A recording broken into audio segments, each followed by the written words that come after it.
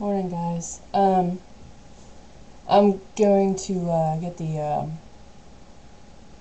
measurements, well, weight out of the way first, and then talk about some other stuff. So anybody that's just interested in the HCG and that particular narrow stuff, then I'm down 0.8 from yesterday. I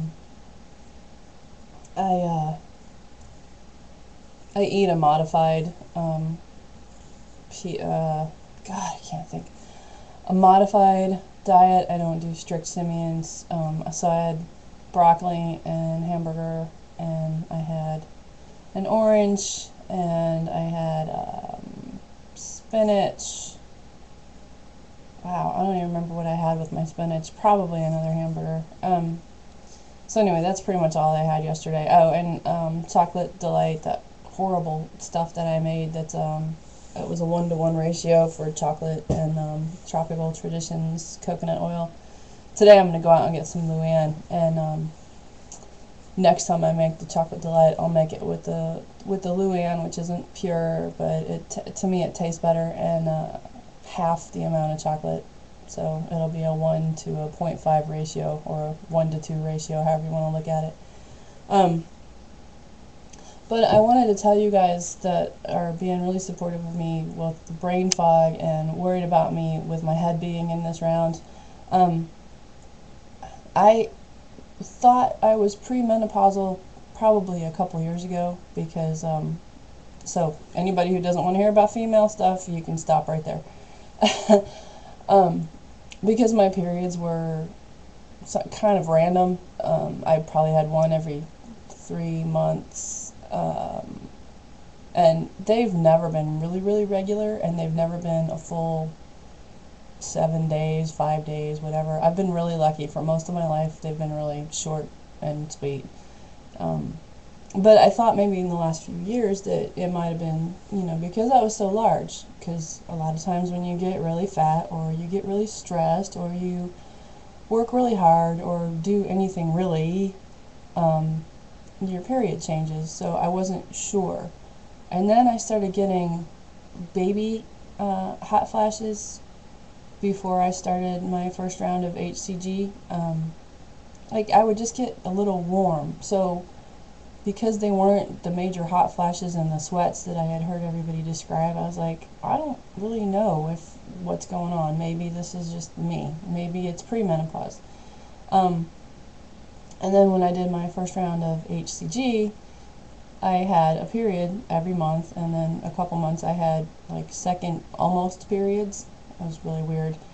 But since I've been off of my first P2, I haven't had any more periods at all. And I would think, well, maybe not. I was going to say I would think that I would have had one pretty soon after starting the HCG this time. But it seems like when they hit towards the end of the month, which is coming up. So I guess if the HCG is going to make me have one, it'll be this month or maybe next month. Anyway, after I got off the first P2, my hot flashes ramped up. I had them more often, and they were warmer. And like I said, I haven't had a period since I got off my first P2. So I'm pretty sure I'm menopausal, premenopausal.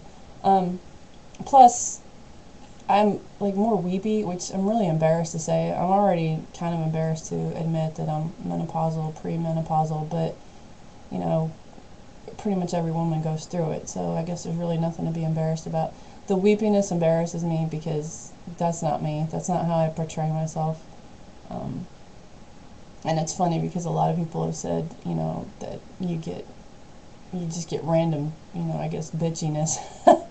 Like, they said I'd probably just freak out on my husband for no reason, and I haven't. I've been the other way around.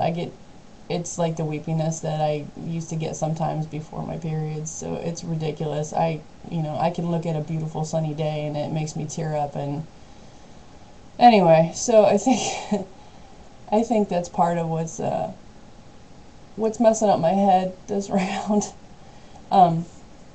But I also wanted to say that because I've dealt with depression for so long, like as long as I can remember, since I was a young teenager, I am pretty good, I think, at separating logic from emotion. So logically, I know what I need to eat and I know what I need to do for this. And because I'm used to sort of setting back in my head and observing when I'm reacting to something emotionally, um, I don't want to sabotage myself. That's not a problem. It's just the brain fog of I can't seem to accomplish anything, but I know what I need to eat. I have my copy of Pounds and Inches, and and I have all you YouTubers to go back to, and I have plenty of people on Facebook that have posted recipes, and Neely HCG does all her cooking vlogs, and wow, Hebby Dobby's cooking vlogs, and some of you other people that I watch have done some cooking stuff. So, it's just a matter of when it comes time to eat, it's like, I don't really want to, I don't, but my stomach is hurting and I'm kind of dizzy, and so I go ahead and eat what I need to eat. So that's why in my comments I've said, I don't think it matters that my head isn't in this round. I think I'll lose anyway, but I'd rather be with it 100%. So, I think there's a lot of merit to that phrase, fake it till you make it. And I think a lot of people laugh at it that haven't had to try to actually live it. But sometimes if you pretend to do something long enough, eventually it starts to feel real and then it becomes real. So that's probably what I'll have to do. I'm just going to have to kind of fake it till I make it. And, I'll just go through the motions and try to step up how I go through the motions until it becomes second nature. There's a really good person to follow. I think I mentioned her in my last vlog. She's got a thing on Facebook called Sammy's HCG Stuff, and I think I just found her on YouTube. But she posts a lot of notes and posts a lot of recipes. So I took down some of her recipes, and I'm gonna get some of that stuff today and make my P2 food a little more yummy and a little more appetizing and something to look forward to.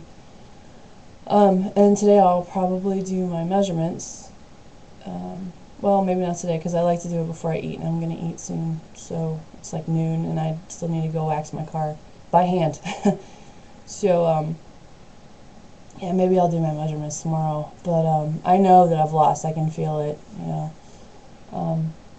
I do want to post pictures for you guys, but I don't have any really good clothed pictures to show you the real difference. And by clothed I mean as opposed to the ones I took for myself, with just like a sport bra and full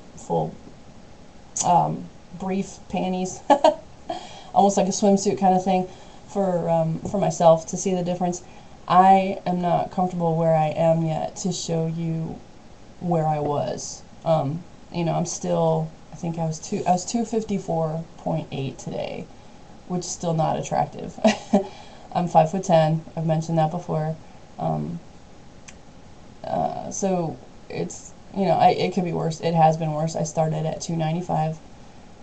But like I mentioned a long time ago in one of my first vlogs, I don't start looking decent until around 220, maybe with HCG. It'll happen earlier because I know a lot of us end up for some reason looking better at a higher weight than we have on previous diets. So when I get to a point where I think I'm okay to look at, I'll go ahead and share my my semi-nudes, I guess I could call them. And also, I am having a hard time trying to figure out editing.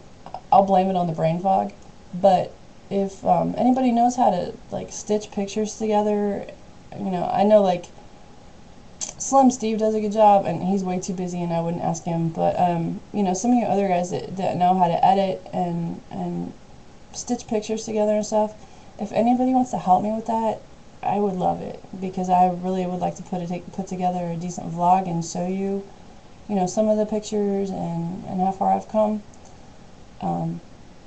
But I get frustrated every time I start to do it. So anyway, I'm trying to keep this around 10 minutes, and my 10 minutes is up, so next time I will talk about some other stuff. And thanks for listening, and thanks for the support. And I need to stop. Thanks.